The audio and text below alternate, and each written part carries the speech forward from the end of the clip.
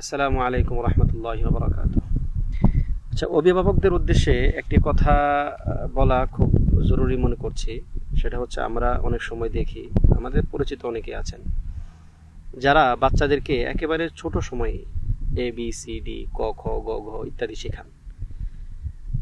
মানে আমি এটা বুঝতে পারি না আসলে, যে একজন মুসলিম ব্যক্তি যারা তাদের সন্তানদেরকে ভবিষ্যতে আলেম বানাতে চান, তাদের মধ্যে ইসলামিক মূল্যবোধ দিতে চান, তারা কিভাবে এই কাজটি করেন।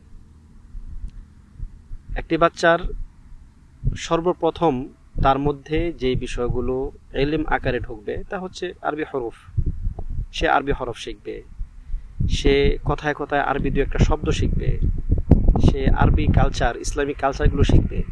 তো কেন আমরা আমাদের বাচ্চাদেরকে একদমই এরকম একটা কচি ব্রেনের মধ্যে ABCD ক খ গ ঘ ইত্যাদি দিয়ে দিচ্ছি? এগুলো কোনো সন্দেহ নাই যে এগুলো আমাদের দরকার, কিন্তু তারা এগুলো শিখবে প্রয়োজনের তাগিদে, পরবর্তীতে শিখতে পারবে এগুলো। কিন্তু বাচ্চাদের প্রথম তাদের বেজ হতে হবে আরবি অক্ষর, আরবি শব্দ, আরবি কালচার ইত্যাদির সঙ্গে।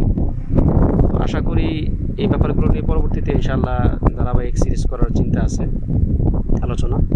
তবে প্রাথমিকভাবে এটুকু কথা আপনাদেরকে বলতে চাই, দয়া করে বাচ্চাদেরকে আরবি ছাড়া প্রথমে অন্য কোনো ভাষা শেখানোর চেষ্টা করবেন না। আল্লাহ তাআলা আমাদেরকে বোঝার তৌফিক দান করুন।